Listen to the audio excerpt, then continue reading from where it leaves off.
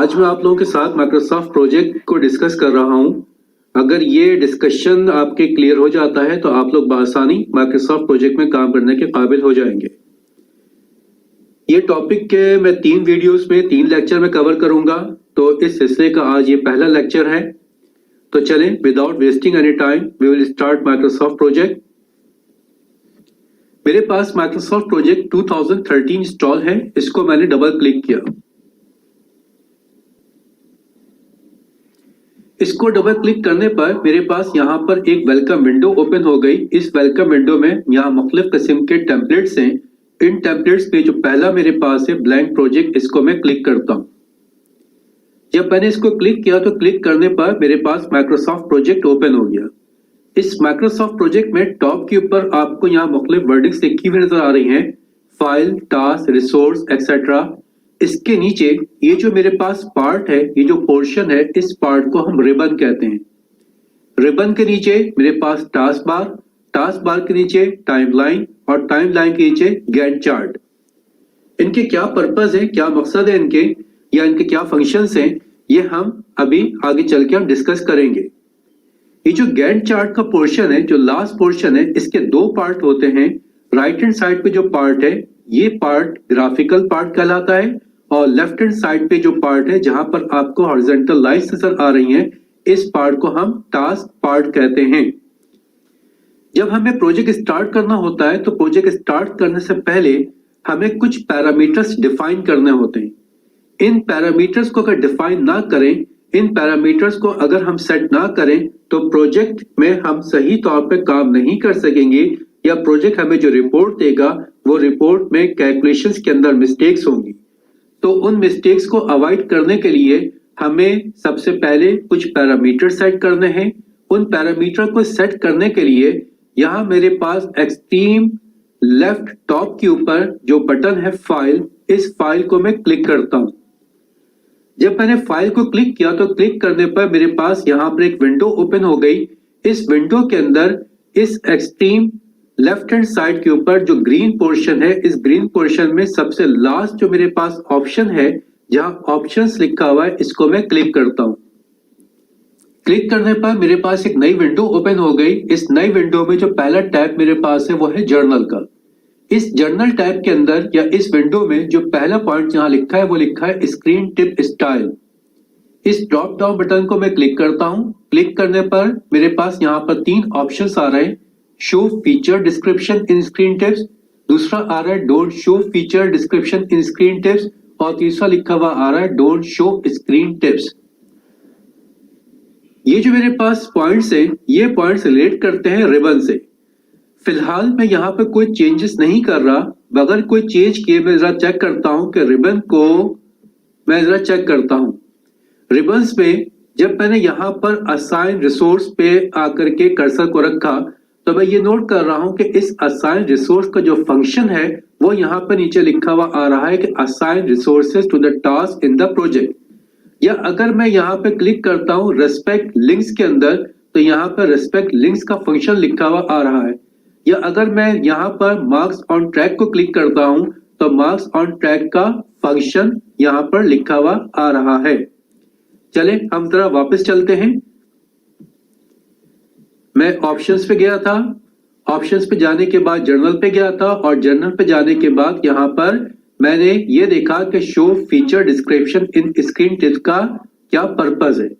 अब मैं यहाँ पर एक काम ये करता हूँ कि don't show feature description in screen tips को मैं क्लिक करता हूँ। क्लिक करके ओके करता हूँ।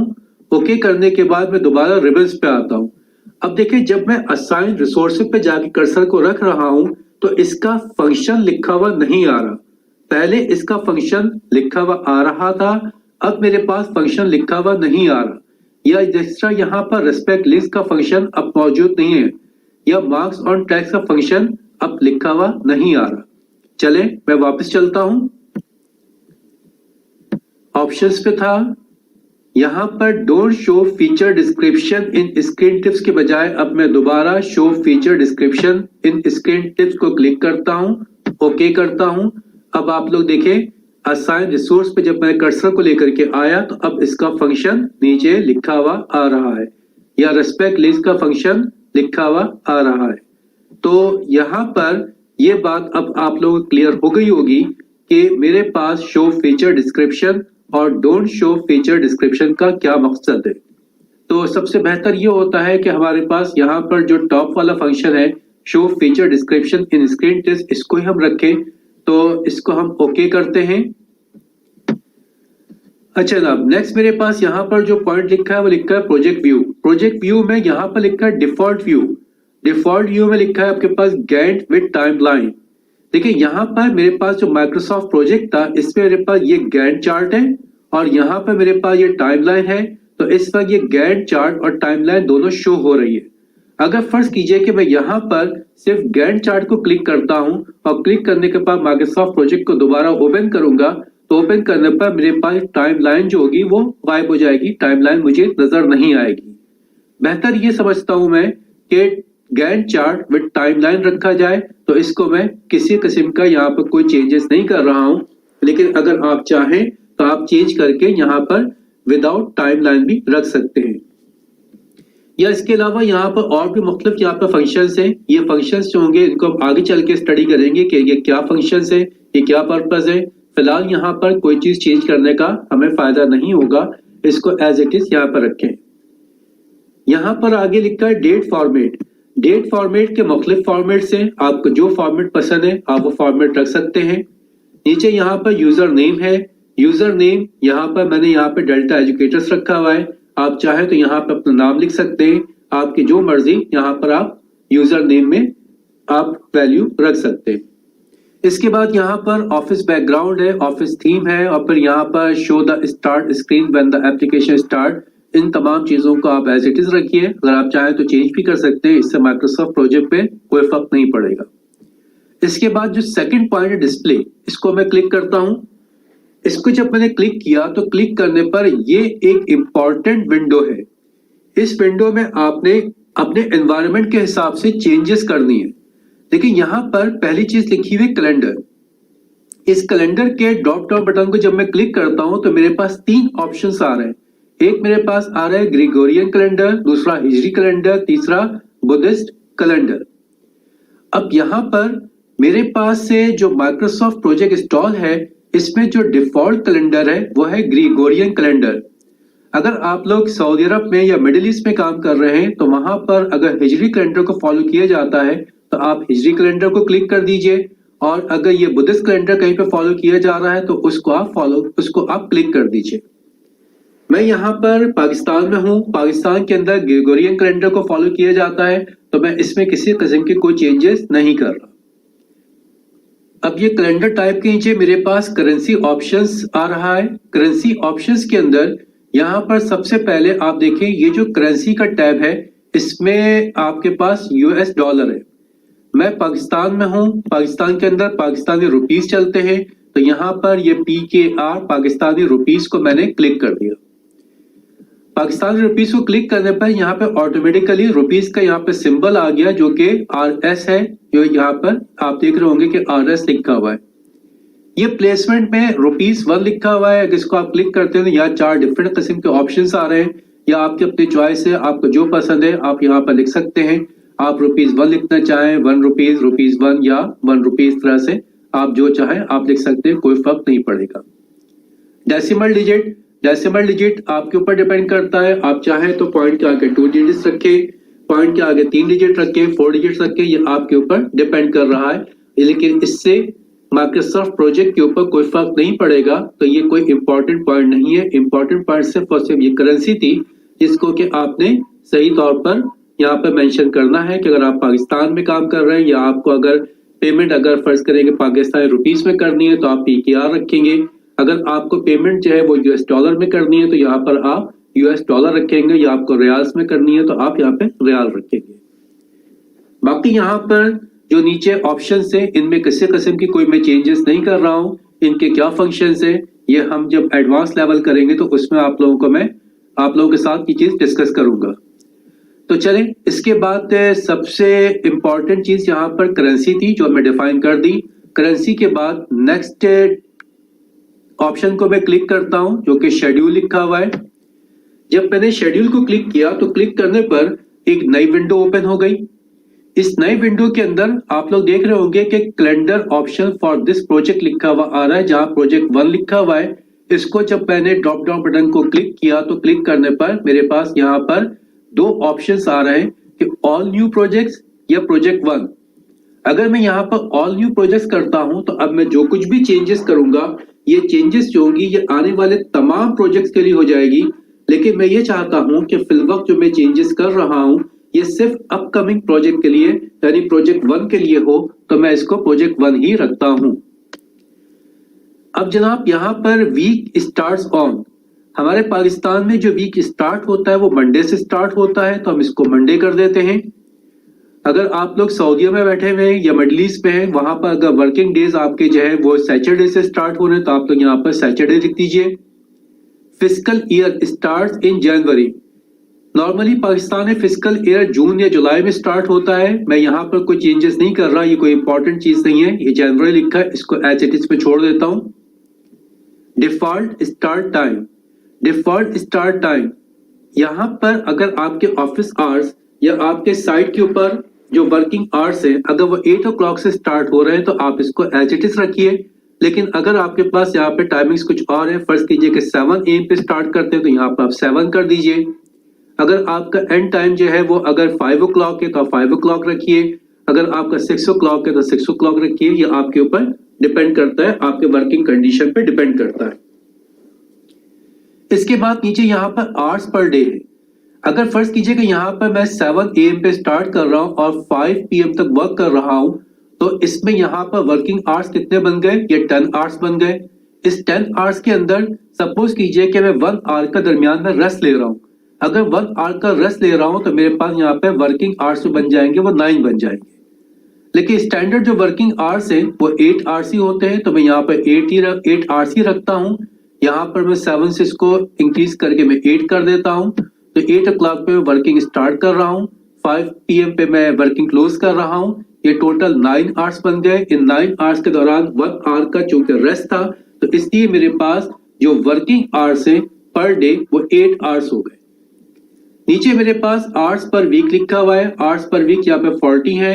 मैं यहाँ पर 6 डेज काम करता हूँ पाकिस्तान में, तो ये 48 आवर्स हो जाएंगे। बाकी चीजों को मैं फिलहाल कोई चेंजेस नहीं कर रहा हूँ।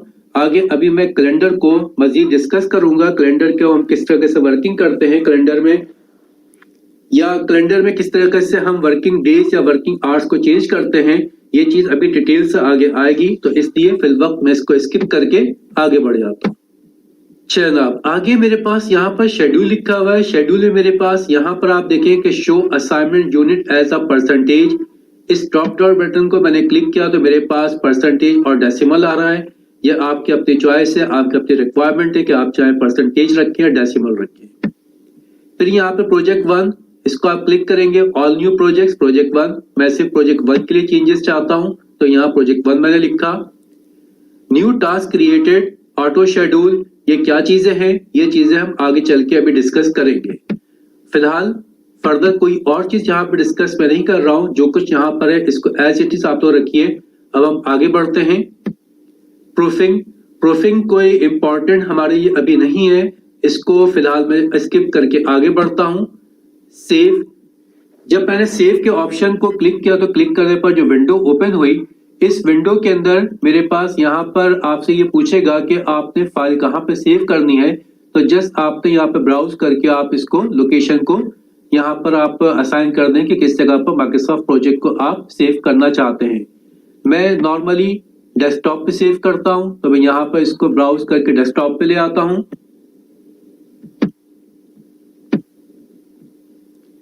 इसको मैंने ओके कर दिया तो अब ये डेस्कटॉप पे सेव होगा। यहाँ पे लिखा है auto save every 7 minutes. By default यहाँ पे 7 मिनट्स है, आप चाहें तो इसको टाइम को इंक्रीज कर सकते हैं या डिक्रीज कर सकते हैं। तो यहाँ पर मैं इसको डिक्रीज करके 5 मिनट्स कर सकता हूँ। After 5 minutes it will be save automatically. अच्छा, अब यहाँ पर एक चीज और है नीचे कि आपके पास यहाँ पर लिखा हुआ है कि save active project, save all open project.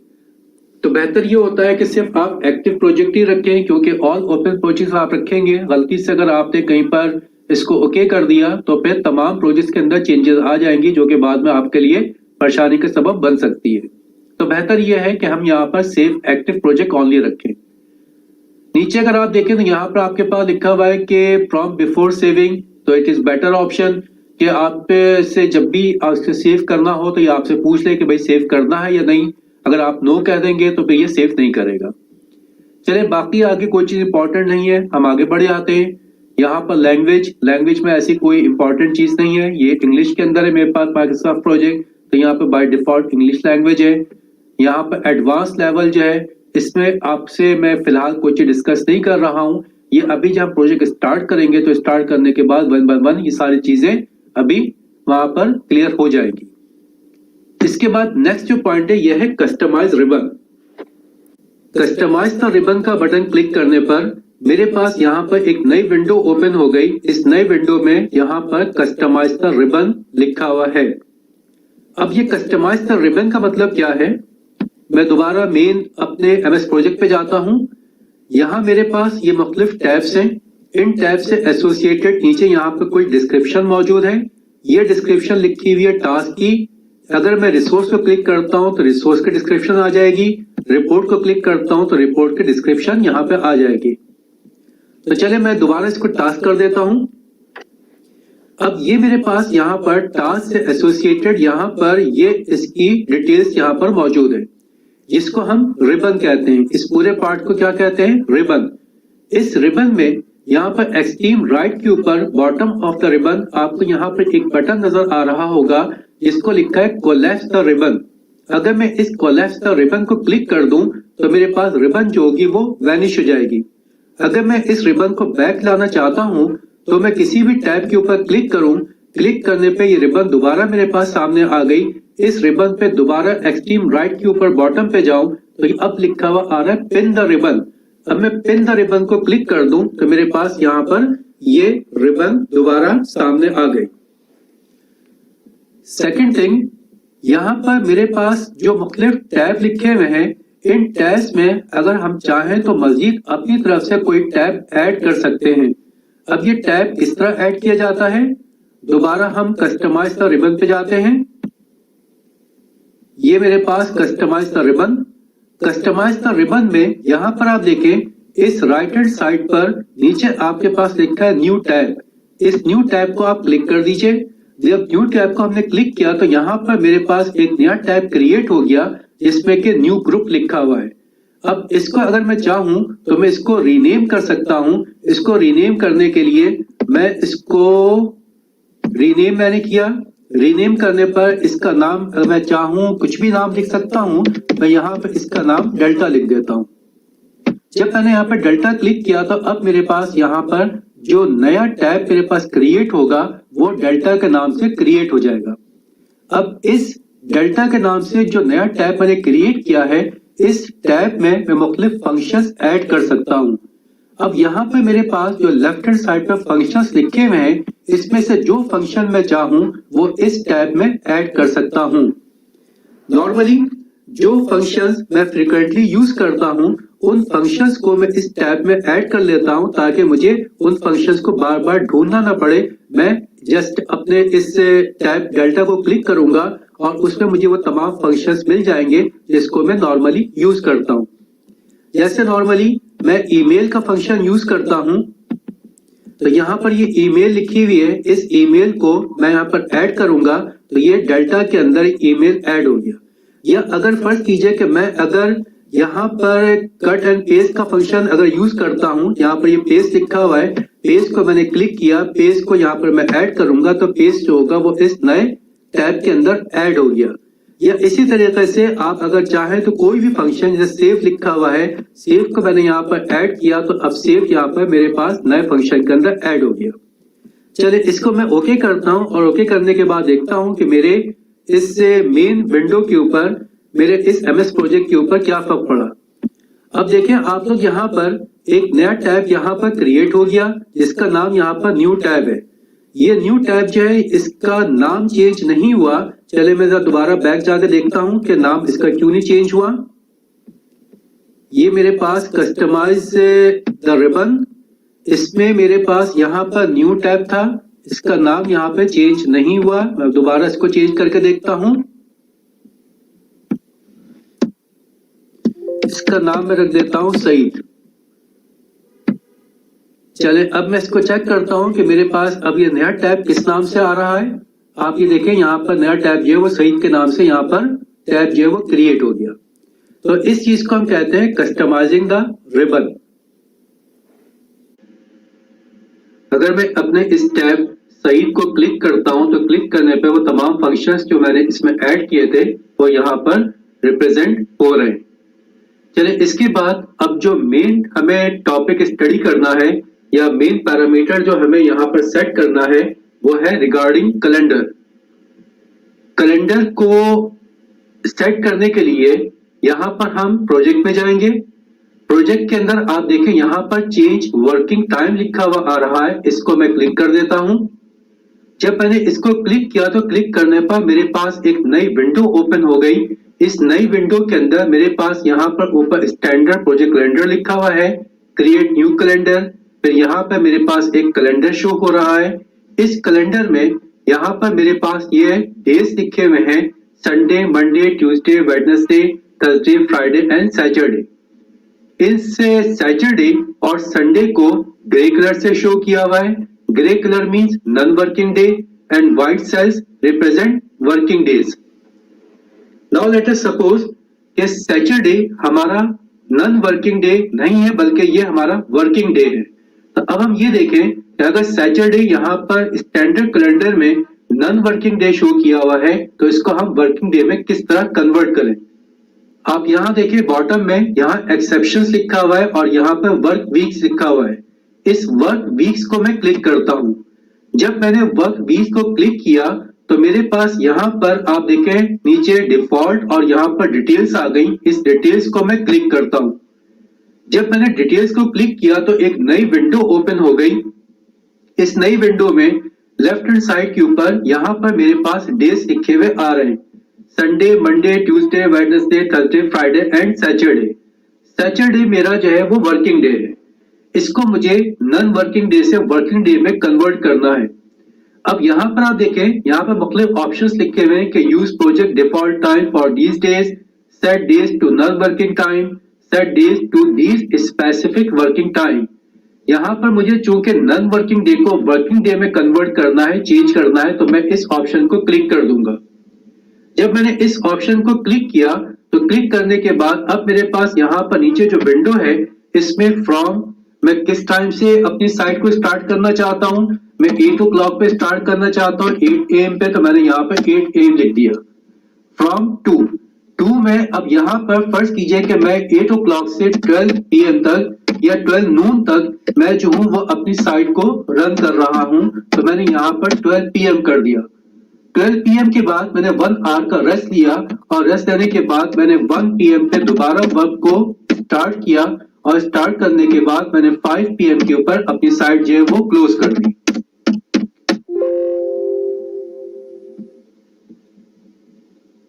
PM जी या ओके। तो यहाँ पर अब आप देखें कि मैंने यहाँ पर क्या किया कि मैंने 8 o'clock पे साइट स्टार्ट की 12 PM तक, then 1 hour take rest, after 1 hour taking rest 1 PM पे again I started the work and I have done the work till 5 PM। तो यहाँ पर अब मेरे पास ये सैटरडे जो होगा ये नॉन वर्किंग डे से वर्किंग डे में कन्वर्ट हो जाएगा। इसको मैं ओके करता हूं। जब मैंने ओके किया आप देखें यहाँ पर ये सैटरडे का मेरे पास जो यहाँ पे कॉलम था ये ग्रे से व्हाइट में कन्वर्ट हो गया, means it is converted from non working day to working day. अब यहाँ पर सिर्फ संडे मेरे पास जो है वो नॉन वर्किंग डे है और बाकी तमाम डेज मेरे पास जो है वो वर्किंग डेज है। सेकेंड थिंग, यहाँ पर जो एक्सेप्शन का बटन है इसको मैं क्लिक करता हूं तो इससे क्या होगा। देखिए सपोज करें कि जिस तरह मैं पाकिस्तान में मौजूद हूं और पाकिस्तान के अंदर 23 मार्च जो है ये हमारा नॉन वर्किंग डे होता है या 14 अगस्त नॉन वर्किंग डे होता है, तो एक्सेप्शंस में हम क्या करते हैं कि अपने नॉन वर्किंग डेज को डिफाइन करते हैं। अब सपोज कीजिए कि यहाँ पर मेरे पास जो है वो 23 मार्च जो है वो नॉन वर्किंग डे है, इसको मैं पाकिस्तान डे का नाम दे देता हूं। पाकिस्तान डे का नाम जब मैंने इसको दिया तो यहाँ पर आप देखिए अब ये डिटेल्स मेरे पास जो है इसको मैं यहाँ पर क्लिक करता हूँ। जब मैंने डिटेल्स को क्लिक किया तो मेरे पास एक नई विंडो ओपन हो गई। इस नई विंडो में यहाँ पर आप देखिए नॉन वर्किंग लिखा हुआ है। अब नीचे मेरे पास यहाँ पे रिकरेंस पैटर्न के अंदर डेली, वीकली, मंथली, ईयरली, 23 मार्च ईयर में only one time it comes, तो इट इज ईयरली। अब यहाँ पर जब मैंने ईयरली को क्लिक किया तो क्लिक करने पर अब ये मुझसे डेट मांग रहा है कि किस डेट को मुझे जो है वो नॉन वर्किंग डे बनाना है। मुझे नॉन वर्किंग डे जो बनाना है वो है मार्च 23। मैंने मार्च 23 यहाँ पर राइट करने के बाद मैंने इसको जो है बटन को हिट कर दिया। अच्छा, यहाँ पर मार्च 23 मैंने यहाँ पर एंटर किया। एंटर करने के बाद अब मुझसे ये पूछ रहा है कि ये कितने साल तक 23 मार्च को हमें नॉन वर्किंग डे शो करना है। सपोज करें कि मेरे पास जो प्रोजेक्ट है ये प्रोजेक्ट 5 इयर्स के लिए है, तो अब डेफिनेटली हर साल जो है वो 23 मार्च जब आएगा तो उसे नॉन वर्किंग डे शो करना चाहिए। तो यहाँ पर मैं इसको 5 इयर्स तक लेके जाता हूँ। तो ये कब एंड होगा? It will be and on 23 march on 2025। अच्छा जनाब, अब इसको अगर मैं क्लिक कर दूं, क्लिक करने के बाद अब मैं देखता हूं कि मेरे पास 23 मार्च जो है वो नॉन वर्किंग डे शो कर रहा है कि नहीं कर रहा। तो अब आप देखें मार्च 2021 जो है ये नॉन वर्किंग डे शो कर रहा है। मैं नेक्स्ट ईयर देखता हूं, 2022 देखता हूं। 2022 में आप देखें यहां पर ये मार्च 23 मार्च 23 मार्च ये मेरे पास जो है वो नॉन वर्किंग डे शो कर रहा है। ये देखिए मार्च 23 2022 इज नॉन वर्किंग। अगर मैं इसी तरीके से आगे बढ़ता हूं, अगर मैं आगे जाऊं 23 में, अब यहां पर आप देखें मार्च 23 सॉरी ये जनवरी है, मार्च 23 को मैंने क्लिक किया तो क्लिक करने पर आप देखें यहां पर it is non working day. In the same manner for 24 and 25 it will also be non working day. ये देखिए 23 मार्च को मैंने क्लिक किया तो क्लिक करने पर it shows it is a non working day. Okay, यहां पर मुझे एक दिन और ऐड करना है, वो है इंडिपेंडेंस डे।